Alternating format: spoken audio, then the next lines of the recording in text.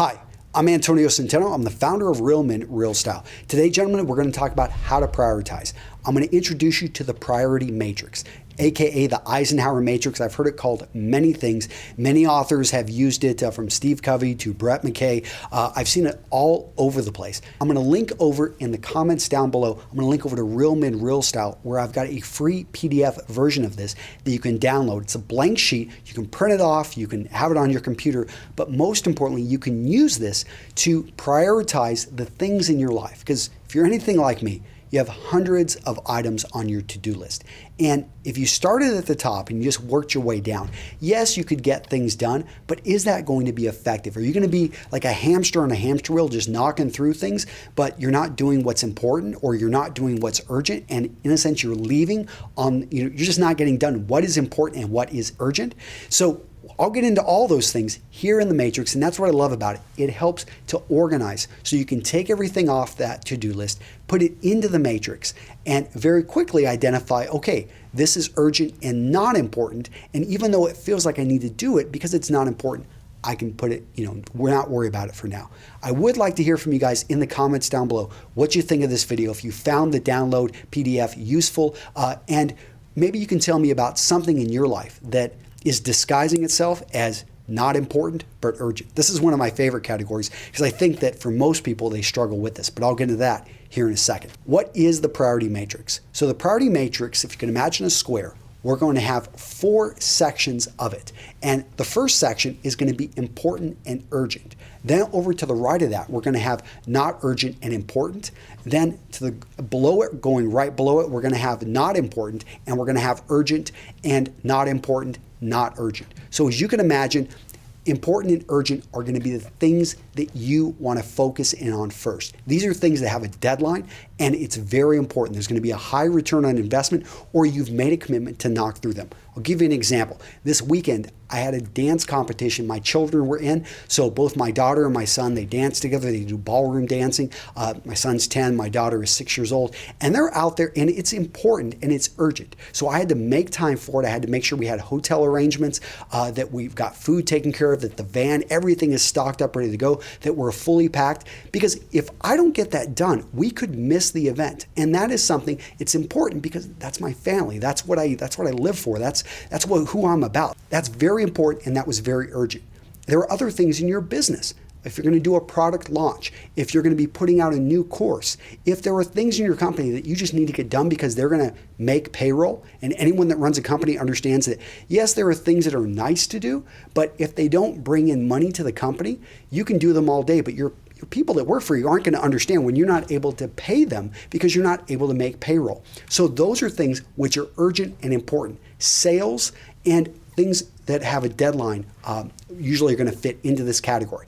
The danger here is that we think many things fall into this category when they don't. They should actually fall into the urgent and non-important category, which I'll get into next. So I'm going to go a little bit down, and I think it's important to hit this one because this is the most deceptive category out there. And I'm talking urgent and not important. There are so many things which are jumping in front of us, and they're saying, me, give me attention. These are fires that really, they're fires on areas that he doesn't really care if they burn down or not. So social media is one of the biggest culprits here. How many of you guys are just wondering, gosh, I've got to have a social media presence? I mean, you may have one and it may be okay, but do you as the business owner need to be managing it? Maybe it could be you're spending an hour a day on Facebook or Instagram or Twitter or any of these other platforms, but are you really building meaningful relationships outside of that? And are the relationships that you're building there, oftentimes I find social media is a great tool. Don't get me wrong.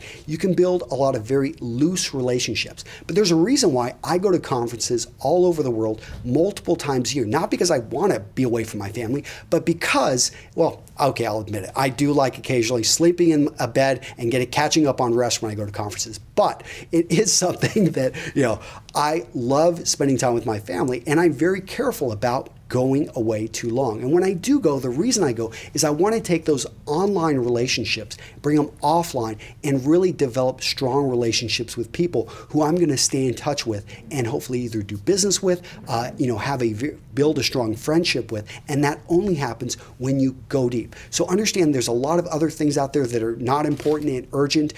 You get those phone calls, somebody, it's an emergency for them, but it's not an emergency for you. That person that wants to do a deal with your company, or that they want you to come in there and take pictures of their family. My wife is a great photographer. This is on the border because she does view it as important, and we've had this talk, but oftentimes we need to categorize it because it's not as important. It's on the border, I would say. So let's go to the other category, which is not urgent and important. This one is where most of us need to work on, because there are things in here which don't really have a deadline, but over time they're going to become more and more important, and they could turn into fires.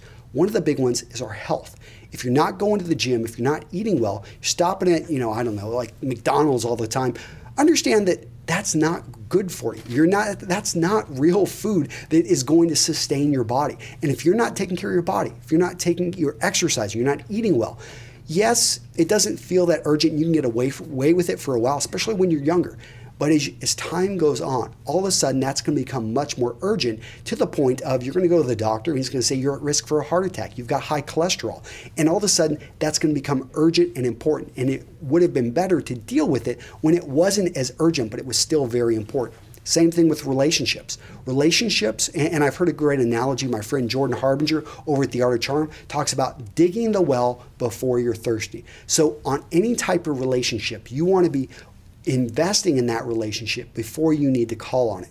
And I'll even use a personal example. My son, it was something that I felt, he was getting a little bit distant when he was 8, 9 years old. And I realized, I'm working a lot. I'm not around him all the time. We need to have our time. So in the mornings, I started swimming laps with him. All of a sudden, our relationship improved because he knows that he spends those mornings with Dad, that we go to the gym. He likes it. I kind of sneak him in. Technically, you need to be 12 years old to be on the treadmill in our gym, but, no one's there at 5 o'clock in the morning. So, hey, we got the place to ourselves, and we set the rules. And I watch him and observe him. He's not lifting weights or anything like that. You have to wait till he's like 14 or 15 till we get into anything like that. But the point is I realize this should be urgent. And because it's right there in the not urgent, but it's a very high level of importance. And that's what I love about this matrix, is I can raise things up on level of importance. And so even though it's far to the right, I can see that daily exercise, time with my kids, time with my wife, self-development, rest, all of these are in the non-urgent category, but they are very important. Same thing with things in my business. I had my StyleCon, which is my conference, over in the not urgent about 10 months ago. And I slowly have been moving it over to urgent, but the great part is because it was up there and I saw it creeping over, that I was always on it. And me and Aaron Marino, we kept going back and forth with phone calls to make sure we were on top of things. Finally, not urgent, not important. Anything that falls in this category, you want to look to either not do and ignore, hand off if it's something that probably would be nice to get done. But these are things that you should probably not be doing unless you've got nothing else to do. And in that case, I don't know, start to meditate or something. Pick up a good exercise, a good habit. But yeah, don't be doing things that are not urgent, not important, because that's a waste of your time. Really quick, you're wondering, okay, Antonio, how do I create this really inexpensive 4x4 chart? So go to Home Depot, go to Lowe's, go to Menards, whatever your home store is, go buy one of those 4x8 insulation boards, cut it in half, then cover it with a sheet. Use any type of sheet. You probably got, some sheet in the basement or in the attic. And then you can use pins to basically go through. So you're going to pin it all around. I'm looking at mine right here. And take a printout, urgent, non-urgent, important, not important. You're going to put these up and then use sticky notes. And so I love it because I've got this board right in front of me and I use different colors on the sticky notes. Green for really urgent and important things, blue for personal things, and then we've got purples for long-term projects. So I even color coordinate to add a third dimension. Finally, I would love to hear from you guys in the comments down below. I'd love to hear from you guys if you're able to use this decision matrix, this priority matrix, and how it's helping you. That's it, guys. Take care. See you in the next video. Bye-bye.